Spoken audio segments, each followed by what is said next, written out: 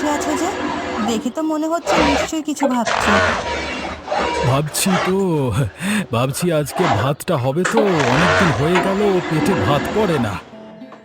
হুম, আমার মনে হয় হবে। দেখি যদি আমাদের ভাগ্য ভালো হয় আর পাড়ার মজিদ কাকা যদি ডাকে, তাহলে একবেলা চাল পাওয়া যাবে বলে এসেছিলাম কাল। আহ, এমন করে ভাবতে এরকম করে থাকতে আর ভাল লাগে না। একটা কাজও নেই হাতে। এই যে গোটা কত মুরগি, শুধু ওরাই টিকে আছে সংসারের চিহ্ন হয়ে, আর তো কিছু নেই। ওরাও ভাবছে নিশ্চয়ই যে কবে আমরাও খেতে পারবো ঠিক মতো। ওদের খোরাকের জন্যই তো কালকে বাজারে একটা ডিম বেচে এলাম, কিন্তু তাতেও কিচ্ছু হলো না। তুমি আবার কাল চেষ্টা করবে তো? কৈলাসবাবুর কাছে শুনলাম সেদিন ওনার বাগানে লোক দরকার। কাল একটু দেখে এসো যদি কিছু পাও। তাই ভাবছি, যদি একটা কাজ হয় তাহলে খুব ভালো হয়। নয়তো হাত তো আমার খালি। এভাবে বসে থাকতে ইচ্ছে করে না। দেহে শক্তি আছে, মনেও সাহস আছে, শুধু দরকার একটা সুযোগ। তুমিই তো বলো, অন্ধকার যতই ঘন হোক আলো আসবেই। আমরা একসাথে আছি, এটাই বড় জোর। তুমি না থাকলে কে জানে কি হতো। এতদিনে হাল ছেড়ে দিতাম মনে হয়। আর তুমি আছো বলে আমি এই সংসারটা টিকিয়ে রাখার স্বপ্ন দেখি। আমরা একে অপরের শক্তি, তাই না? হ্যাঁ, ঠিক বলেছ। চলো আজকে না হয় আমি একটু আগে ভাগিয়ে বের হব বাজারে। কেউ না কেউ নিশ্চয়ই সাহায্য করবে। আর আমি দেখছি মুরগিওয়ালাদের জন্য একটু খড় কুড়িয়ে আনি। ওরাও তো আমাদের সংসারের সদস্য। ঠিক বলেছ। দিনটা শুরু হোক এই আশাতেই, কিছু একটা ভালো হোক।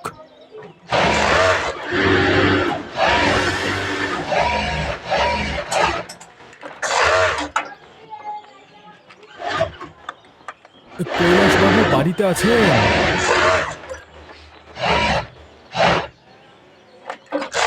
এ, এখন আবার কে এলো? মাধব না? হ্যাঁ কৈলাসবাবু, আমি মাধব। একটা কথা জানবার ছিল আপনার সাথে। ওই কাজ নেই আর কি। আপনি কি ফাঁকা আছেন এখন? তাহলে বলতে পারি। হ্যাঁ, ব্যস্ত নই এখন। বলো বলো, কি ব্যাপার বলো। আপনি তো জানেন কদিন ধরে খুব টানাটানি যাচ্ছে। শুনলাম আপনার বাগানে কিছু কাজ চলছে। যদি একটা জায়গা পাই। আরে না না ভাই, জায়গা ছিল আগের মাসে, তখন বললে হতো। এখন তো নতুন দুজন লোক নিয়েছি আগেই। আমি একটু দেরি করে ফেললাম বোধ হয়। আগে জানতাম না, মানে যদি জানতে পারতাম তাহলে চলে আসতাম। তা ঠিক। আর তুমি তো জানো আমি কাউকে বসে রাখতে পারি না। টাকাও কম, কাজও কম। একবেলা খাওয়ার জন্য যদি কিছু কাজ দেন, ঘাস কাটা, গরু চড়ানো। ভাই, বোঝবার চেষ্টা করো। নিজের সংসারই সামলাতে পারছি না ভালো করে, আর সাহায্য করতে ইচ্ছে তো করে কিন্তু পারি না। ঠিক আছে কৈলাসবাবু, কিছু মনে করবেন না। না না, আমি কষ্ট দিচ্ছি না। তুমি বরং গ্রামের অন্য লোকেদের সঙ্গে কথা বলো। ওনারা হয়তো কিছু করতে পারবে। হ্যাঁ, চেষ্টা করব। যাই বাবু, ভালো থাকবেন। হ্যাঁ, আর যদি কখনো কাজের কথা আসে আমাকে একটিবার মনে করবেন। তুমিও ভালো থেকো, দুঃখ করো না। ভালো সময় একটা আসবেই। হ্যাঁ হ্যাঁ, আসছি আমি।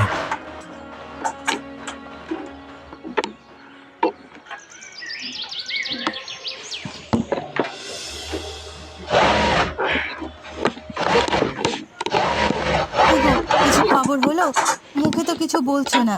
সে কখন এসেছো, মুখ থেকে একটা কথাও বেরোচ্ছে না। আমার যে চিন্তা হয়, এটা কি তুমি বোঝো না?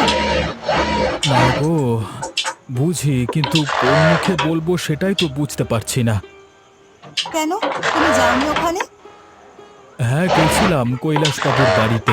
বলল কাজ নেই, আগেই লোক নিয়ে ফেলেছে। তারপর? আর কোনো কাজ নেই? বাগানের কাজ ছাড়া?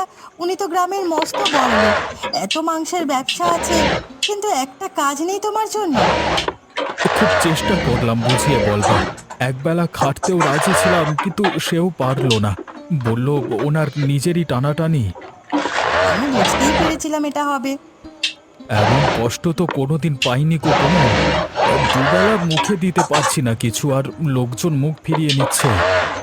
তাই তো একটা জিনিস ভাবছিলাম, বলবো তোমাকে, কিন্তু রাগ করবে না তো? বলো, এখন তো আর হারানোর কিছু নেই। আমাদের যে মুরগিগুলো আছে, ওগুলো যদি বিক্রি করে দিই?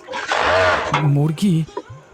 হ্যাঁ, মানুষের মধ্যে মাংসের খুব চাহিদা। যদি একবারে সব বিক্রি করি তাহলে তো 2 দিন অন্তত চলবে। ওদের তো ছোটবেলা থেকে পুষছি, ভাবতে কষ্ট হচ্ছে গো। আমি জানি, আমারও ভাবতে কষ্ট হচ্ছে, কিন্তু তুমি বলো খালি পেটে দিন পার করবো কিভাবে? একটু সাহস করে কিছু যে করবো। ঠিক বলেছ, এটাই হয়তো শেষ উপায়। কাল সকালে বাজারে যাবে, আমি রান্না করে রাখবো। মানুষ ঠিকই কিনবে, মাংস কেটে তো সবাই বিক্রি করে। আমরা না হয় রান্না করে নিয়ে যাব, লোকে বেশি পছন্দ করবে। একদম ঘরোয়া রান্না। আচ্ছা, কালকে যাই, দেখি কেমন দাম ওঠে। যদি একটু শুরু করতে পারি তাহলে হয়তো কিছু হবে। হবে গো, আমরা দুজন একসাথে আছি, কিছু না কিছু ঠিকই হবে।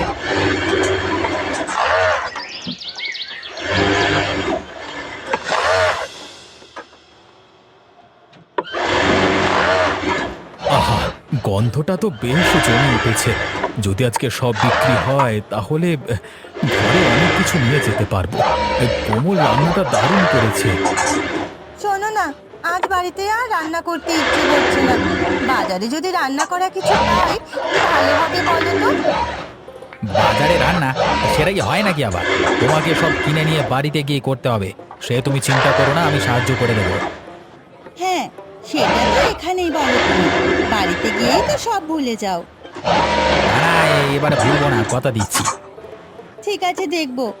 আচ্ছা দেখো, ওটা মাধব দাদা না? হ্যাঁ, তো কি সুন্দর গন্ধ বেরিয়েছে। মাংস রান্না, চলো তো দেখি। হ্যাঁ, চলো চলো।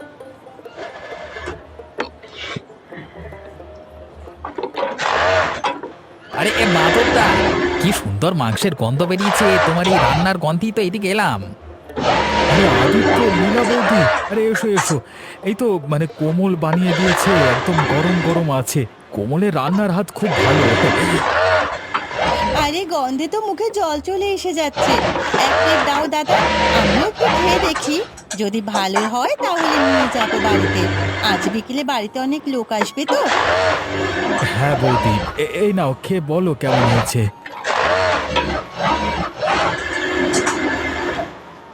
দারুণ তো, আমাকে সব দিয়ে দাও।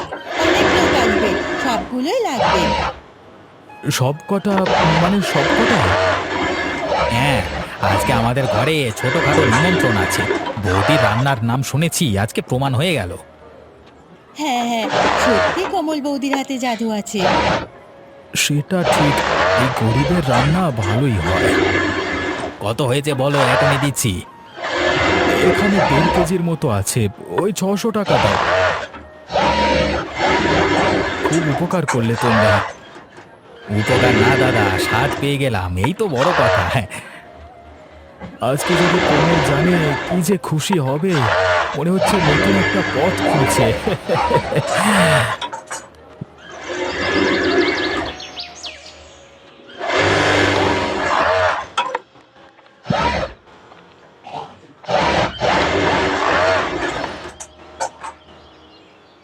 কি গো, ফিরলে? কেমন বিক্রি হলো? কিছু কি বিক্রি হয়েছে না সবই আছে? তুমি বলো তো কি হয়েছে, দেখি পারো কিনা বলতে। কি হয়েছে বলো দেখি। তোমার মুখে তো হাসি আর চেপে রাখা যাচ্ছে না। সব বিক্রি হয়ে গেছে কোমল, এক টুকরো মাংস বাকি নেই। সব